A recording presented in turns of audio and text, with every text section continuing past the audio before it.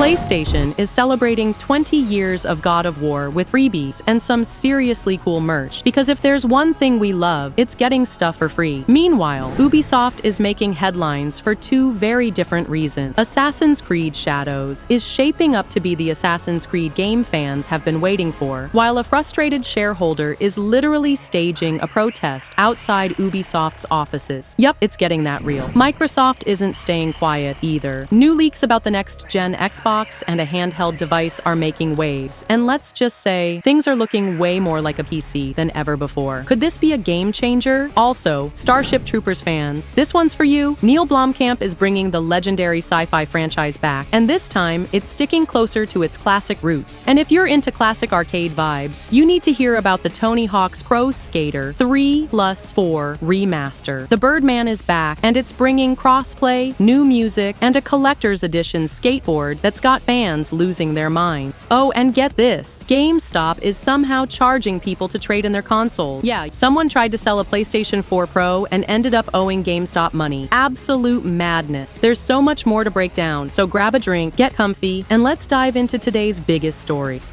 So Astrobot is officially getting its own PS5 bundle, and honestly, about time. Not many games have been bundled with the console, and if there's one that actually should be, it's this one. This little guy has basically become PlayStation's unofficial mascot, and now he's got the official stamp of approval. Now, this bundle has been rumored for a while. D-Labs leaked it last month, and a lot of people expected Sony to announce it during February's State of Play. But nope. Instead, they waited weeks after that to just casually drop the news on a random Monday morning via Twitter. And to make it even weirder, this comes after they added new speedrun levels to the game, which also didn't get any spotlight during the SOP. I mean, what's the logic here? Anyway, here's the deal. The Astrobot PS5 bundle drops worldwide next week at select retailers. But if you're cool with ordering through PlayStation Direct, you might be able to grab it even sooner. The listing is already up on the PlayStation website, but before you rush over there, it's not available yet. Instead of an add to cart button, there's just a coming soon message. But we do know it officially goes up for sale on March 13, 2025. Now, here's where things get really interesting. This bundle actually comes in cheaper than just buying the console by itself. The regular PS5 Slim version is $449.99, and the digital edition bundle is $399.99. Meanwhile, if you go buy a PS5 Slim right now without the bundle, it's $499.99 for the standard edition and $449.99 for the digital edition. So yeah, Sony is literally giving you a copy of Astrobot for free and knocking $50 off the console price. That's not something they do often. It's pretty clear what's happening here. Sony really wants Astrobot to blow up. The game sold 1.5 million copies as of November, but that number is super outdated. Since then, it's won Game of the Year, and it went through the holiday season, so sales have definitely climbed. But the fact that Sony is pushing this hard means they're probably looking for bigger numbers. So here's the real question. Is PlayStation about to make Astrobot its next big franchise? Because between the free updates, this new bundle, and the fact that Sony has never really had a true all-ages mascot on this level, it kind of feels like they're setting this up for something huge. What do you think? Are they about to go all in on Astro, or is this just a short-term push? Alright, 90s kids, the Birdman is back, and this time, Tony Hawk's Pro Skater 3 and 4 is getting the next-gen treatment. If you grew up playing these games, you already know. This isn't just a remake, it's a full-on nostalgia trip on 4 wheels. Coming July 11th to PS5 and PS4, this remake is bringing back all the legendary park, trick, and music. But it's not just a visual upgrade. They've rebuilt everything from the ground up, added new skaters, fresh levels, enhanced customization, and even a brand new New Game Plus mode. And yeah, online multiplayer with crossplay is in, so you can shred with up to 8 players, whether you're battling for the best score or just chilling in free skate. One of the coolest new additions? The water park level, an abandoned, graffiti-covered theme park in the Mojave Desert where you can grind down rusted-out water slides and carve through an empty, lazy river. It's the kind of setting that would have been in the OG games if tech allowed for it. They've also expanded the custom skater options, added new tricks, and yes, the soundtrack is getting both classic bangers and fresh track. If you're feeling rusty, Tony himself is back in the tutorial mode to walk you through ollies, kickflips, grinds, and all the tricks you need to start chaining massive combos again. If you pre-order, you get access to the Foundry demo in June, which lets you skate 2 parks with a selection of songs from the soundtrack. And if you grab the digital deluxe edition, you get early access 3 days before launch, plus some ridiculous extras like Doomslayer and Revenant as playable skaters, complete with special tricks that are probably as insane as they sound. Oh, and for the hardcore collectors, there's a limited edition physical skateboard deck in the collector's edition, featuring a reissued Birdhouse Wings graphic and a printed Tony Hawk autograph. So are you strapping on the knee pads and diving back in? Or are you worried it might not live up to the nostalgia? God of War fan, it's time to celebrate because Kratos has been on a 20-year rampage, and Santa Monica Studio is making sure we all feel like gods with free in-game content, exclusive merch, deep discount, and even an art exhibition. If you've been a fan since the Greek Pantheon days or just hopped on with the Norse saga, there's something for everyone in this massive anniversary celebration. First up, free stuff. And who doesn't love free stuff? On March 20th, anyone who owns God of War Ragnarok on PS5 or PC is getting the Dark Odyssey collection as a free update. If you remember God of War 2, Kratos had a black and gold Dark Odyssey skin as a reward for beating the game on God mode. Now, for the first time since, they're bringing back that iconic aesthetic, but this time it's fully realized in Ragnarok's stunning detail. So what's included? A brand new Dark Odyssey armor set for Kratos, complete with gold-plated bracers, a breastplate, and a belt that makes him look like he just took down Olympus all over again. Dark Odyssey outfits for Atreus and Freya, because your squad needs to match. Gold and black weapon skins for the Leviathan Axe, Blades of Chaos, and Draupnir Spear. Plus new shield appearances so you can crush your enemies in style. New shield runs, so even your parries look legendary. A brand new customization feature. Finally, you can edit the appearance of your weapon and shield attachments without affecting their stats, meaning you don't have to sacrifice power for fashion anymore. 20 years of Kratos, merch, music, and more. But that's just the beginning. Santa Monica Studio is going all out with a wave of new merch, collectibles, and even an art gallery exhibit celebrating 2 decades of God-slaying mayhem. Here's what's coming. The God of War 20th Anniversary Retrospective Book. Pre-orders open March 17th. A 2-volume deep dive into the history of the franchise, featuring behind-the-scenes stories, developer interviews, and tons of concept art from every game in the series. If you've ever wanted to see how Kratos evolved from a rage-fueled Spartan to a broken father navigating Norse mythology, this is the book for you. Limited edition art prints. Cook and Becker are dropping exclusive new prints capturing key moments from God of War 2005 and God of War 2018. If you're a collector, these are going to go fast. The 67-inch Jormungandr plush. Yes, you heard that right. The World Serpent himself is being turned into a massive 67-inch plush toy that doubles as a puppet. It even has a magnetic tongue and a tiny Leviathan axe, so you can reenact Kratos and Atreus meeting him in the Lake of Nine. Ridiculous? Absolutely. Do I need it? Yes. The God of War vinyl collection. This is the first time ever that the Greek saga soundtracks are being released on vinyl. If you love Bear McCreary's epic Norse compositions, or you want to relive the heavy-hitting, adrenaline-pumping soundtracks of the original trilogy, you're gonna want to pick up this 13-disc set. 20th anniversary t-shirts. Insert Coin is releasing a full collection of metallic gold logo tees featuring every single God of War game's logo. Whether your first Kratos experience was on PS2, PSP, or PS5, you can rep your favorite era. A God of War art exhibit. For those lucky enough to be in Los Angeles, Santa Monica Studio is hosting a God of War 20th anniversary exhibition at Gallery Nucleus from March 15th to March 23rd. This will feature brand new artwork inspired by the franchise, plus concept art and rare memorabilia from the past 2 decades. And yes, some of the original artists and devs from Santa Monica Studio will be involved. Haven't played God of War 2018 or Ragnarok yet? Well, first of all, what are you doing? Second, now's the perfect time because both games are on sale until March 20th on Steam and Epic Games. And if you're a PlayStation Plus Extra or Premium member, you can play them at no extra cost. Even God of War 3 Remastered is included in the Classics catalog for Premium members, so you can relive the glory days of the Greek saga. So, what's next for God of War? Santa Monica Studio is going all in on this anniversary, and honestly, it feels like they're building hype for something bigger. Maybe a new game announcement later this year, a PS6 teaser, something else entirely? Right now, we don't know. But if you're a God of War fan, this is the best time to celebrate the series that changed action-adventure gaming forever. So tell me, are you suiting up in the Dark Odyssey armor, or are you just here for that Jormungandr plush? Alright, let's talk about this, because Helldivers 2, the board game is officially happening, and honestly, it makes way too much sense. If you've been diving into into the chaos of Helldivers 2, but for some reason you thought, you know what this needs? Plastic miniatures and a turn-based system. Then good news. Your oddly specific wish has been granted. Steamforged Games is behind it, and if you know anything about them, you know they've got a long history of turning video games into tabletop experiences. They've done Dark Souls, Resident Evil, Monster Hunter, and most recently, Elden Ring, which actually got some solid reviews. So yeah, they've got the chops for this. The game itself is a 1 to 4 player strategy experience, where you and your squad will fight to defend Super Earth, exterminate aliens, and spread democracy through excessive force. Just like the video game, you'll have tons of weapons, stratagems like turrets and airstrikes, and of course, friendly fire that will 100% ruin friendships. Every mission is going to have evolving threats, shifting objectives, and the ever-present risk of being obliterated by your own teammates. Sounds about right. Now here's the catch. We don't actually know that much yet. The campaign goes live on April 8th on GameFound, which is kind of like Kickstarter, but focused entirely on board games. That's when we'll get the real details, like how much it's going to cost, what's included, and how many expansions they'll inevitably try to sell us later. But here's my question. Does Helldivers 2 actually work as a board game? The video game is so fast, chaotic, and reliant on real-time teamwork. Translating that into a turn-based tactical format is going to be a challenge. Are they going to lean more into strategy or try to recreate the sheer chaos? And more importantly, how bad will it feel when your friend accidentally airstrikes you in turn-based form? So Ubisoft just did a full 180 on SteamDeck support for Assassin's Creed Shadows, and I don't think anyone saw that coming. Just last month, they flat out said the game wouldn't run on Valve handheld because the Steam Deck was below minimum specs for PC, which, yeah, makes sense, like it's a handheld, not a high-end gaming rig. But now, they're officially supporting it at launch. So what changed? Most likely, Ubisoft tested it out, tweaked some settings, and realized it actually runs fine. They just announced on Twitter that they're waiting for Valve's classification, which means it could end up as either verified, playable, or unsupported on the Steam Deck. Either way, if you've got one, you're good to go on day one. Now, here's the thing. Just because it runs doesn't mean it'll be fun to play. Big, open-world games like this don't always translate well to small screens and lower power limits. Even Kingdom Come, Deliverance 2, and Final Fantasy VII. Rebirth technically run on Steam Deck, but they're smeary, low-res, and kinda jerky. So unless Ubisoft worked some serious magic, there's a good chance Assassin's Creed Shadows will be playable, but not exactly ideal. That being said, if the Steam Deck is your main gaming device, this is still great news. Ubisoft acknowledging the handheld market at all is a big deal, especially since more and more people are ditching traditional gaming PCs for portables like the Deck, ROG Ally, and Legion Go. So what do you think? Will this actually be worth playing on a Steam Deck? Or is this just another case of it runs, but should it?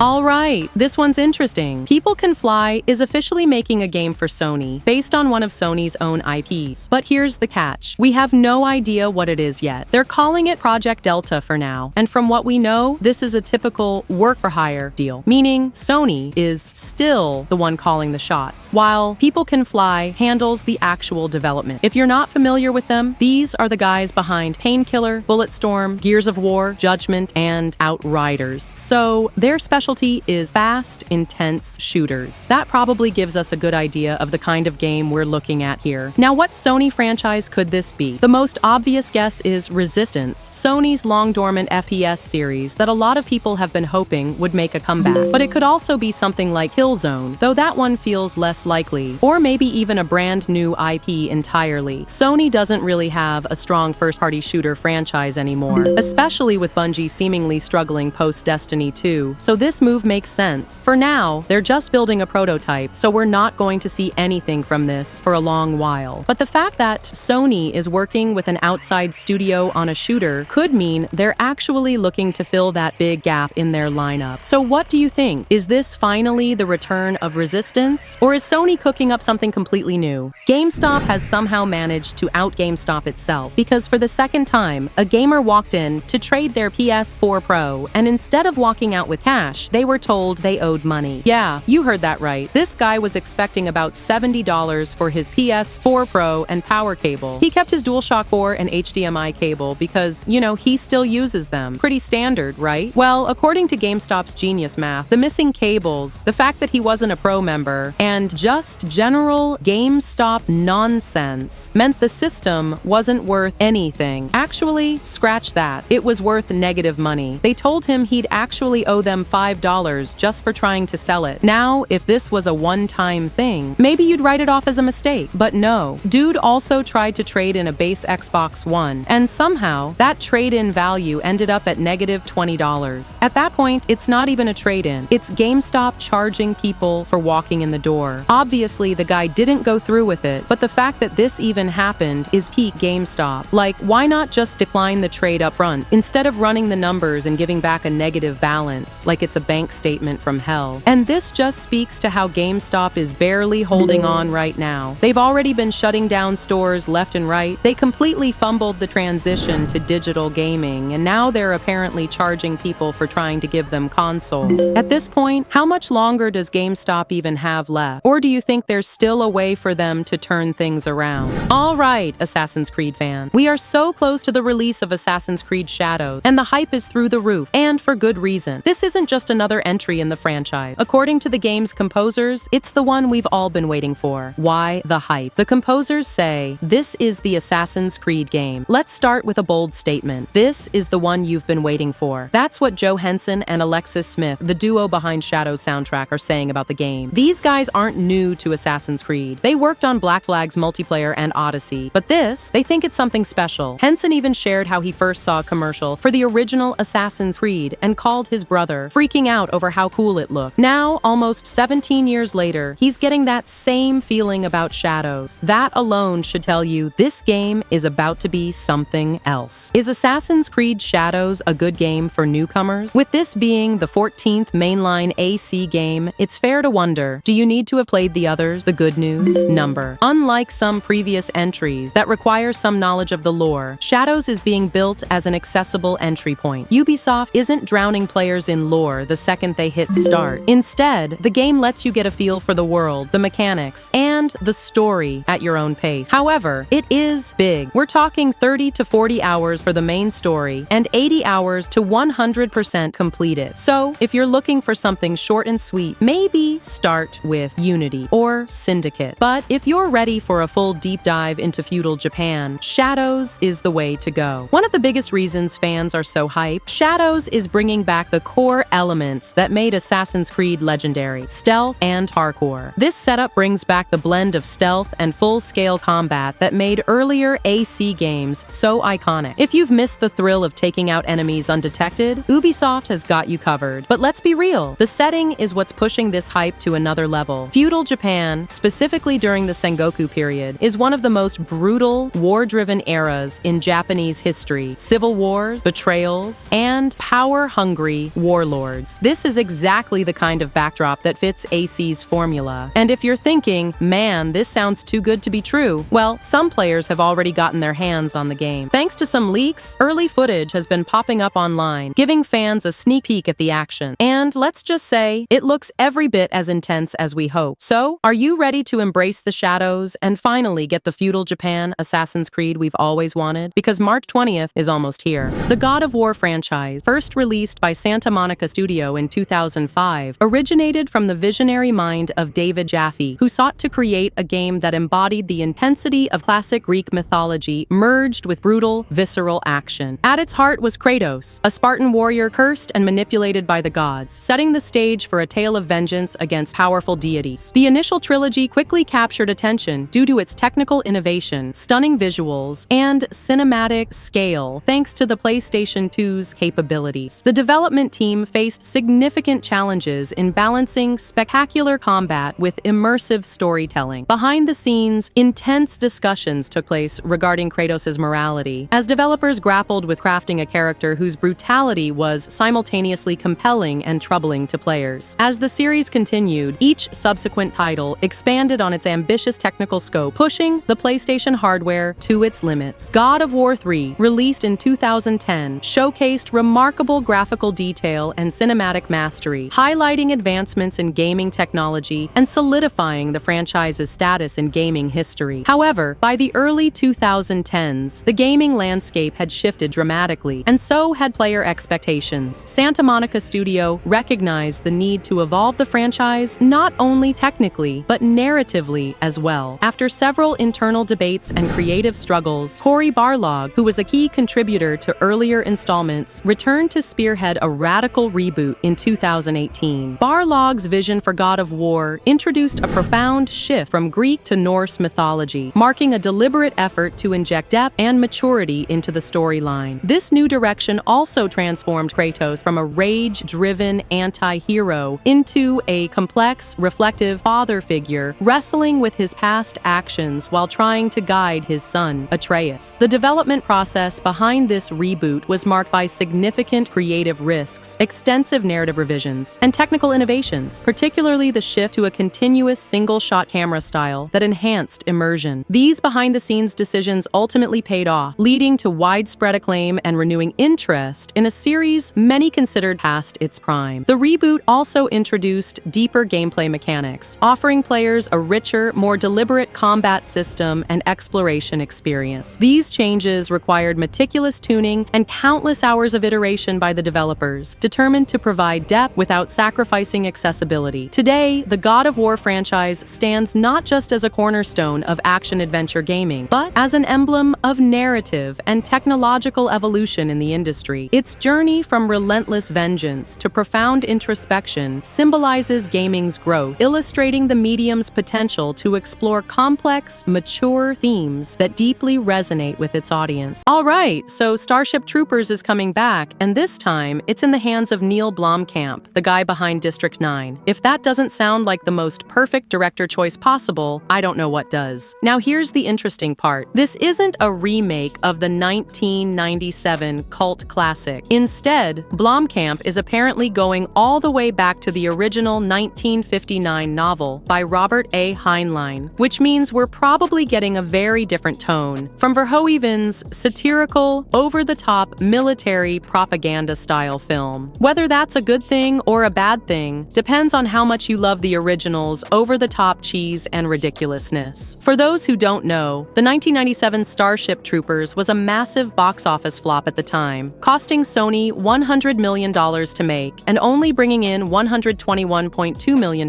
worldwide. But over the years, it became a cult favorite, largely because people realized, oh wait, this was actually a brilliant satire disguised as a dumb action movie. It also helped launch the careers of Denise Richards, Casper Van Dien, and Jake Busey. Now, what do we actually know about the new movie? Basically nothing. The plot is under wraps, but let's be honest, it's gonna be about space marines fighting giant alien bugs. That's literally the whole point of Starship Troopers. Blomkamp is producing the movie with his wife and longtime collaborator Terry Tatchell, who also co-wrote District 9 with him. And Sony clearly trusts this guy. He's already worked with them on Elysium, Chappie, and Gran Turismo. And District 9 even got 4 Oscar nominations, including Best Picture and Best Adapted Screenplay. So the real question here is, how do you even approach a Starship Troopers reboot? Do you go full gritty and realistic, leaning into the novel's hard science fiction and political themes? Or do you embrace the ridiculous, satirical, ultra-violent tone that made the 1997 movie a cult classic?